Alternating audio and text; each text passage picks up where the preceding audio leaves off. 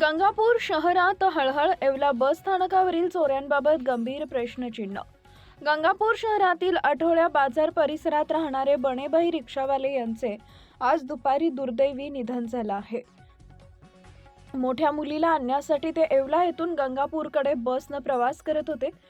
येवला बस स्थानकावर बसमध्ये चढताना त्यांचा मोबाईल चोरीला गेल्याचं त्यांच्या लक्षात आले. सुमारे 7 किलोमीटर अंतर पार केल्यानंतर खिशात मोबाईल नसल्याचं समजताच ते मानसिकदृष्ट्या अत्यंत अस्वस्थ झाले. दरम्यान बस अंदरसोल परिसरात पोहोचताच बणेभाई यांना अचानक त्रास झाला आणि हृदयविकाराच्या झटक्यानं त्यांचं निधन झालं, अशी माहिती समोर येते आहे. मोबाईल चोरीच्या घटनेमुळे आलेल्या तीव्र मानसिक धक्क्यानं त्यांची मनस्थिती बिघडली आणि हाच त्यांच्या मृत्यूचं कारण ठरल्याची चर्चा गंगापूर शहरात जोर धरतीये. येवला बस स्टँडवर चोऱ्यांचा सुळसुळाट. या घटनेमुळे येवला बस स्थानकावरील वाढत्या चोरीच्या घटनांवर गंभीर प्रश्नचिन्ह उपस्थित झाले आहेत. दिवसेंदिवस चोरीचे प्रकार वाढत असतानाही येवला पोलीस प्रशासनाकडून होत असलेलं दुर्लक्ष यावर नागरिकांकडून तीव्र संताप व्यक्त केला जातो आहे.